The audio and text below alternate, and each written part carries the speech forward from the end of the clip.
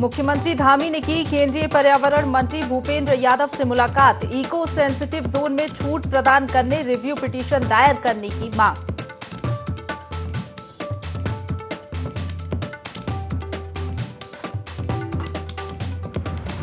देहरादून के बाद रानीखेत में भी रक्षा संपदा विभाग के उप कार्यालय का शुभारंभ। रक्षा राज्य मंत्री अजय भट्ट ने किया शुभारंभ।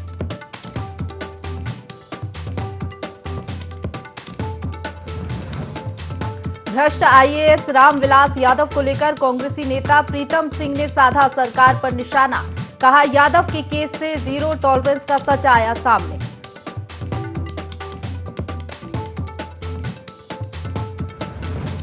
और बजट को लेकर रुड़की नगर निगम की बोर्ड बैठक में विपक्षी पार्षदों ने किया हंगामा। मेयर बोले, शहर के विकास में बाधा डाल रहे ये पार्षद।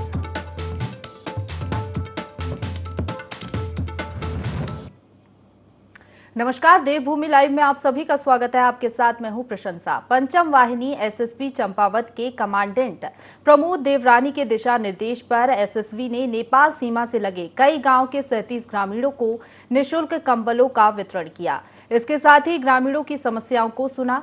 वहीं एसएसबी के उप कमांडेंट नितिन कुमार ने ग्रामीणों को समस्या का समाधान का आश्वासन देते हुए कहा कि आजादी के अमृत महोत्सव कार्यक्रम के तहत 15 अगस्त तक हर घर झंडा कार्यक्रम चलाया जा रहा है, जिसमें सभी ग्रामीणों को अपने घरों में तिरंगा लगाना है। इस कार्यक्रम को हर घर झंडा नाम दिया गया है। बता दें कि एसएसबी के द्वारा नेपाल सीमा से लगे गांव में कई जन जागरूकता कार्यक्रम चलाए जाते हैं और ग्रामीणों की मदद की जाती है।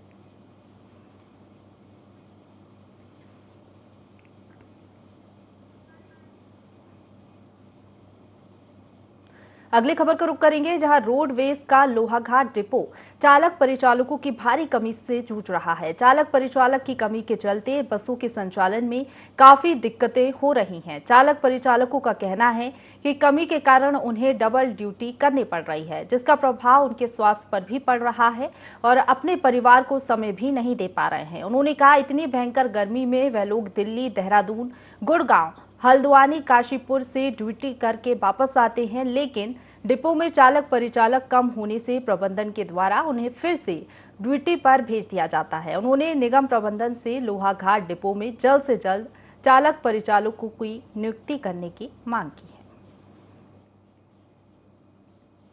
हमारे परिचालक आए दिन कम पड़ते हैं, जिससे हमारे यहाँ चालक परिचालन की व्यवस्था की जाए और हमारे परिचालक डबल ट्रिपल ड्यूटी कर रहे हैं और इससे हमारे संचालन में परेशानी हो रही है। यात्रियों को तो दिक्कतें क्या हैं, यात्री तो हमारे जैसे तैसे हम संचालन चला ही रहे हैं, यात्रियों को ऐसी विशेष परेशानी नहीं हो। हम निगम से ये प्रार्थना करते हैं कि हमारे लोहाघाट डिब्बों में परिचालक दिए जाएं और जिससे हमारा संचालन सुचारू रूप से चल सके। चंपावत जिले में पर्यटन को बढ़ावा देने की कवायद चल रही है। इसके तहत पर्यटन सचिव प्रकाश जावेलकर पंचेश्वर पहुंचे, जहां उन्होंने स्थानीय लोगों और एंगलिंग राफ्टिंग संचालकों से बात की। इस दौरान एंगलिंग और राफ्टिंग संचालकों ने अपनी समस्याएं बताई और पर्यटन के क्षेत्र में पंचेश्वर को आगे लाने की अपील की। वहीं पर्यटन सचिव जावेलकर ने कहा कि पंचेश्वर काफी खूबसूरत जगह है, जहां एंगलिंग और राफ्टिंग की अपार संभावना है। इन्हें विकसित किया जाएगा।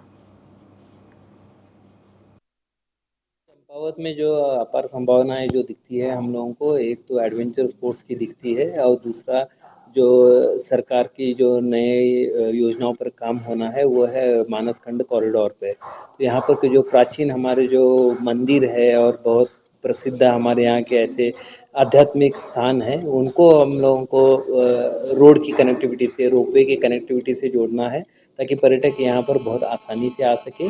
और दूसरा, यहाँ पर पर्यटकों के लिए आधारभूत सुविधाएं उपलब्ध करा दे देनी है ताकि उनको उनका प्रवास और उनका अनुभव जो है वो बहुत समृद्ध रहे। इसके लिए पर्यटन विभाग कार्य योजना बना दे रहा है और उस कार्य योजना का व्यवहारिकता कितनी है ये जानने के लिए मैं आज यहाँ पर आया हुआ हूँ। मैंने पंचेश्वर का क्षेत्र भी देखा था, वहाँ पर राफ्टिंग की और एंगलिंग की बहुत संभावनाएं हैं। ये सब जानने की और उस पर कार्य करने की बहुत महत्वपूर्ण हम लोगों को जिम्मेदारी है और हम लोगों का ये दायित्व है। इसके चलते ये विविध कार्य योजनाएं बन रही है और हमें उम्मीद है कि बहुत ही जल्द पर्यटन के दृष्टि से चंपावत भी जो है एक महत्वपूर्ण हमारा डेस्टिनेशन। सुल्तानपुर पट्टी चौकी पुलिस ने बीते दिनों पत्नी पर धारदार हथियार से हमला करने के आरोप में आरोपी पति को गिरफ्तार किया है। पुलिस को आरोपी पति के पास से एक चाकू और एक पाटल बरामद हुआ है। पुलिस ने आरोपी के खिलाफ मुकदमा दर्ज कर उसे न्यायालय भेज दिया है। बता दें कि बीते दिनों सुल्तानपुर पट्टी के ग्राम राम जीवनपुर में एक महिला अपने रिश्तेदार के यहां शादी में जा रही थी। इसी दौरान उसके पति ने धारदार हथियार से उस पर हमला कर दिया, जिसके बाद महिला ने पुलिस को तहरीर देकर कार्रवाई की मांग की थी। वहीं पुलिस ने महिला की तहरीर पर आरोपी पति के खिलाफ विभिन्न धाराओं में मुकदमा दर्ज कर उसकी तलाश शुरू कर दी थी और मुखबिर की सूचना पर कोसी नदी के मानकी घाट के पास से आरोपी पति को गिरफ्तार कर लिया।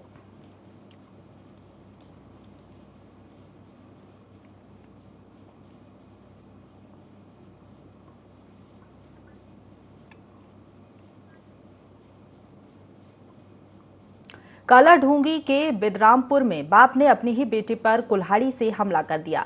जानकारी लगते ही थाना अध्यक्ष राजवीर सिंह नेगी के निर्देश पर पुलिस बल मौके पर पहुंची और आरोपी को गिरफ्तार कर लिया। बेटी की हालत गंभीर बनी हुई है। थाना अध्यक्ष ने बताया कि बेटा नशे का आदी था। मामूली विवाद के चलते बाप ने बेटे पर हमला कर दिया।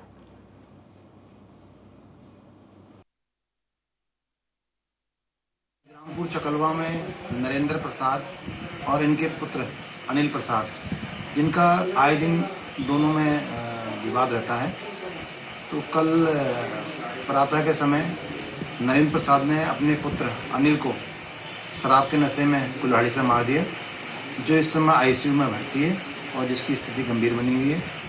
अभियुक्त नरेंद्र प्रसाद को पुलिस द्वारा गिरफ्तार कर लिया गया है और बाद मेडिकल इसे माननीय न्यायालय के समक्ष पेश किया जाएगा।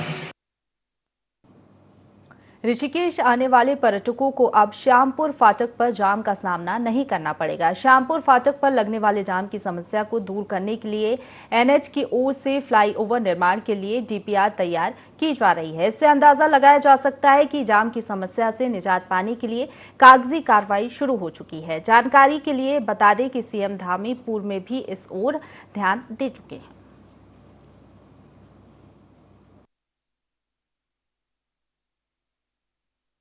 मुख्य विषय यह है कि जो श्यामपुर फाटक है उस पर जो जाम लगता है, उसके लिए जो हम लोगों की बहुत पहले से मेरी एक मेहनत है वो रंग ला रही है और उस पर मैंने उनसे प्रोग्रेस चाहिए और आपको ये जान के खुशी होगी, मेरी जनता को खुशी होगी, उसमें कंसल्टेंसी के लिए पैसा स्वीकृत हो गया है। यानी कि अब उसकी डीपीआर है, उसकी जो एक्विजिशन है, वो सारे काम अब शुरू होंगे। श्यामपुर और मनसा देवी पे फाटक बनने की ओवरब्रिज बनने की कार्रवाई प्रारंभ हो गई है, क्योंकि इसके लिए माननीय मुख्यमंत्री जी ने पिछली बार मेरे यहाँ जब कार्यक्रम आया था घोषणा भी की थी। और जो आज जाम की स्थिति है, जो यहाँ की स्थिति को देखते हुए परेशानी जो होती है, उसमें राहत मिलेगी।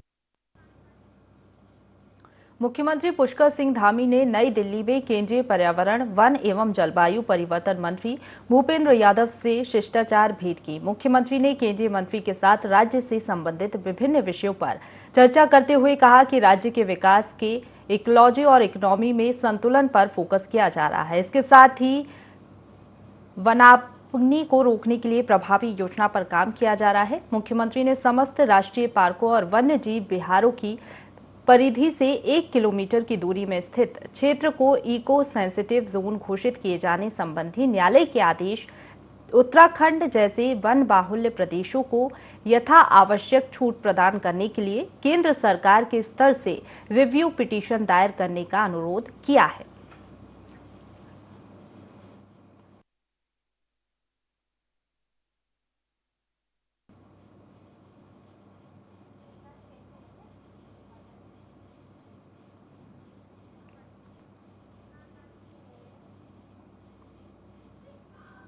रानीखेत में रक्षा संपदा विभाग के उप कार्यालय का शुभारंभ हो गया। केंद्रीय रक्षा राज्य मंत्री अजय भट्ट ने कार्यालय का शुभारंभ किया। इस दौरान उन्होंने कहा कि ये कार्यालय मील का पत्थर साबित होगा। लोगों को अब अपने कार्यों के लिए बरेली, लखनऊ नहीं जाना पड़ेगा। उन्हें कार्यालय का लाभ मिल सकेगा। दाखिल खारिज तथा लीजों का नवीनीकरण आसानी से हो सकेगा। लोगों की समस्याओं के समाधान के प्रयास किए जाएंगे। इसके साथ ही उन्होंने कहा कि छावनी में रह रहे लोगों को राहत देने और छावनी को नगर पालिका की तर्ज पर बनाने के प्रयास किए जा रहे हैं। वहीं रक्षा संपदा महानिदेशक अजय शर्मा ने कहा कि रक्षा क्षेत्र में आईटी और जीआईएस तकनीकी के माध्यम से कार्य किए जा रहे हैं। ड्रोन तकनीकी को भी बढ़ावा दिया जा रहा है। सांसद अजय भट्ट तथा विधायक प्रमोद नैनवाल ने कार्यालय खुलने पर खुशी जाहिर की। इस दौरान महिला आयोग उपाध्यक्ष ज्योति शाह, एसडीएम जय किशन सहित रक्षा संपदा विभाग और छावनी परिषदों के अधिकारी कर्मचारी मौजूद रहे।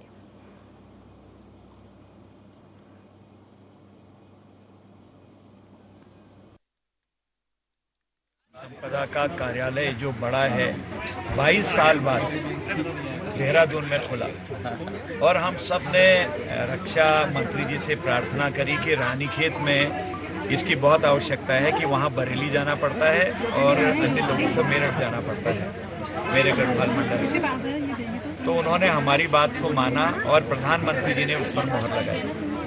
तो इस तरह से ये छोटी उपलब्धि नहीं है, बहुत बड़ी उपलब्धि है और ये कार्यालय बहुत बड़ा कार्यालय भविष्य में होने वाला है। स्वास्थ्य महानिदेशक डॉक्टर शैलजा भट्ट ने चंपावत जिला अस्पताल का निरीक्षण किया और कहा कि प्रदेश में स्वास्थ्य सेवाओं में सुधार हुआ है। उन्होंने कहा कि जब से कोविड चला तब से स्वास्थ्य सेवाएं और बेहतर हुई हैं। उन्होंने कहा कि जनता की डिमांड के हिसाब से प्रदेश भर में स्वास्थ्य सेवाओं को बढ़ाया जा रहा है।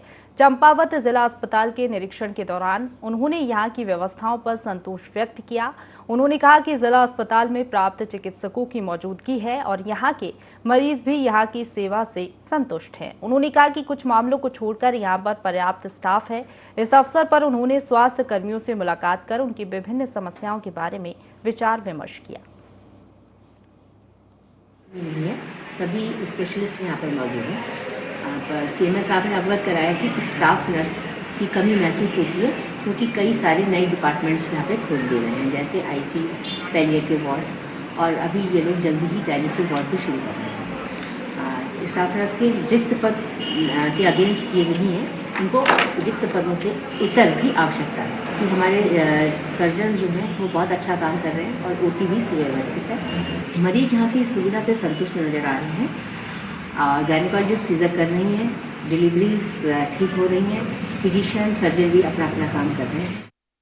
खबरों की ओर बढ़ेंगे, जहां जनपद हरिद्वार में आधार कार्ड के बदलाव के नाम पर दूसरे दिन भी अवैध तरीके से वसूले जा रहे पैसों को लेकर मंडल प्रमुख सरिता सिंह एक्शन में नजर आ रही हैं। दरअसल बीते दिन सोशल मीडिया पर एक आधार कार्ड संचालक का वीडियो वायरल हो गया था। हरिद्वार के कई क्षेत्रों में आधार कार्ड बनाने के नाम पर आधार कार्ड केंद्र संचालकों के द्वारा अवैध वसूली की जा रही है। हाल ही में एक ताजा मामला रानीपुर कोतवाली क्षेत्र सलेमपुर स्थित आधार कार्ड सेवा केंद्र का सामने आया था, जिसमें केंद्र पर मौजूद कर्मचारी का एक वीडियो सोशल मीडिया पर जमकर वायरल हो रहा है, जिसमें कर्मचारी आधार कार्ड संशोधन के नाम पर 300 रुपए मांगता दिखाई दे रहा है। इसी मामले में उप जिला अधिकारी पूरन सिंह राणा ने भी संख्या लेकर कार्रवाई की बात कही थी। पंजाब नेशनल बैंक गढ़वाल मंडल प्रमुख ने वीडियो पर संज्ञान लेते हुए जांच की बात कही है।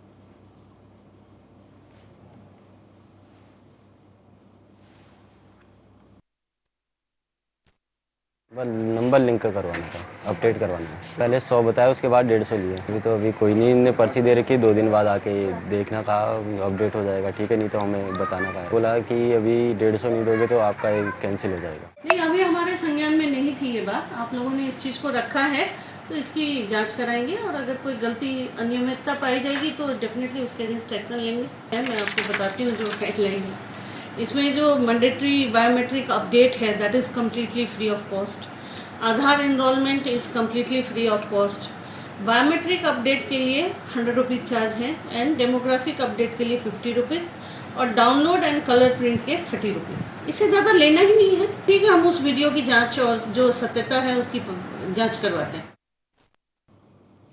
लक्सर के मुंडा खेड़ा कला नामक गांव के खेतों में काम कर रहे किसानों में उस समय हड़कंप मच गया जब उन्होंने गन्ने के खेत में मृत पड़े एक गुलदार के शव को देखा, जिसकी सूचना उन्होंने लक्सर वन विभाग को दी। सूचना पर वन क्षेत्र अधिकारी गौरव कुमार अग्रवाल टीम के साथ मौके पर पहुंचे और मृतक गुलदार के शव को कब्जे में लेकर पोस्टमार्टम के लिए भेज दिया।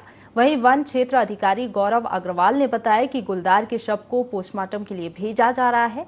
पोस्टमार्टम रिपोर्ट आने के बाद ही गुलदार की मौत के कारणों का पता चल पाएगा।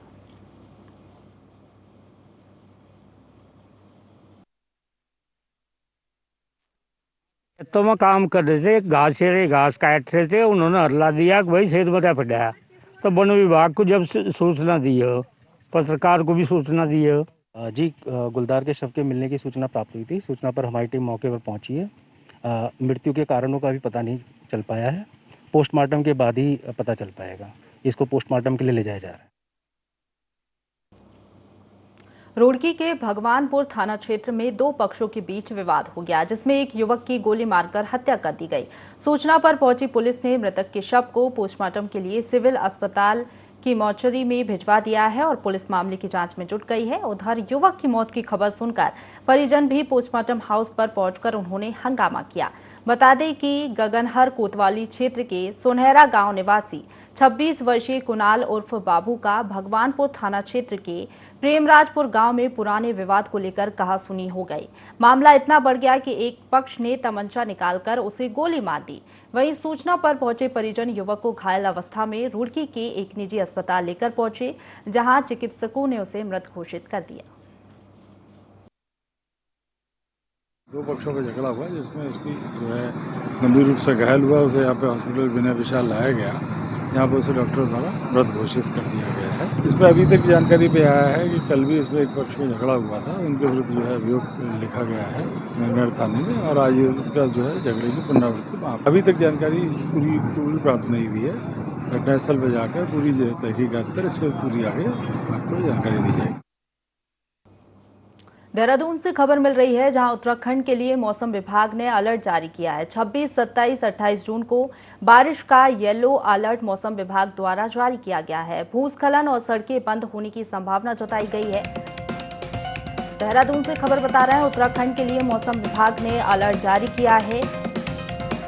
26, 27, 28 जून को बारिश का येलो अलर्ट जारी किया गया है। भूस्खलन और सड़कें बंद होने की संभावना मौसम विभाग द्वारा जताई गई है और राज्य में कभी भी मानसून दस्तक दे सकता है।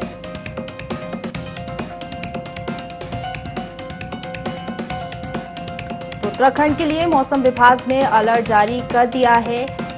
26, 27, 28 जून को बारिश का येलो अलर्ट मौसम विभाग द्वारा जारी किया गया है। भूस्खलन और सड़कें बंद होने की संभावना है और इसी के चलते मौसम विभाग ने येलो अलर्ट जारी कर दिया है। राज्य में कभी भी मानसून दस्तक दे सकता है।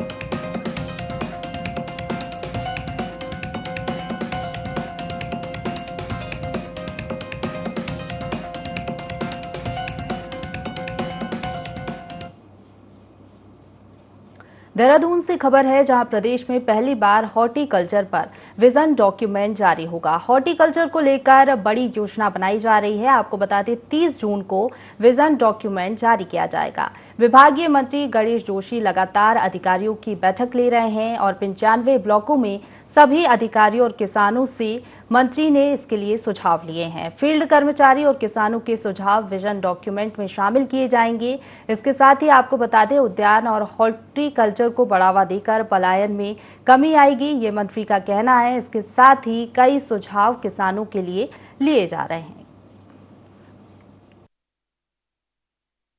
अभी एक सुझाव आया कि जो घेरबाड़ है, क्योंकि होता क्या है कि आज हमारी जो फसलों को दिन में बंदर, रात को सूअर खा जाता है। 2-3 लोगों को ये सुझाव आए हैं, क्योंकि हम घेरबाड़ के लिए पैसा देते हैं लेकिन इतना बड़ा क्षेत्र है, संभव नहीं है। तो उन्होंने सुझाव दिया कि आप इसे सब्सिडी पर अगर हमें दें और जिसको जरूरत होगी वो सब्सिडी में लेगा तो काफ़ी लोगों को उसका लाभ मिलेगा। तो मैंने अधिकारियों को निश्चित किया कि उसमें एक प्लान बनाएं। इसी प्रकार जो हमारी जो उपज है उसको रोड हेड तक पहुंचाने के लिए छोटे छोटे रोपवे बनाने की बात कही, उसको बनाकर, ताकि किसान अपनी उपज को जो है मेन रोड हेड तक लाए। ये ऐसे कुछ सुझाव आए हैं और हम उस पर अमल करते हुए उस पर काम करेंगे। उत्तराखंड में रुड़की नगर निगम बोर्ड की बैठक हुई, जिसमें कुछ पार्षदों ने हंगामा किया। नतीजन बिना बजट पास किए बैठक स्थगित कर दी गई। बैठक को लेकर महापौर गौरव गोयल ने हंगामा करने वाले पार्षदों पर विकास कार्यों में बाधा बनने का आरोप लगाया। महापौर का कहना है कि कुछ पार्षदों ने बजट प्रस्ताव को पास होने से रोक दिया। कुछ पार्षद अपने निजी हितों के लिए बार बार शहर विकास में बाधा बनने का कार्य कर रहे हैं। वहीं पार्षदों का कहना है कि बैठक में कोई सक्षम अधिकारी नहीं होने के कारण बजट बैठक को एक बार फिर स्थगित किया गया है। MNA की मौजूदगी में बैठक का होना था, लेकिन उनकी ड्यूटी बाहर होने के चलते बैठक में बजट पास नहीं हो पाया।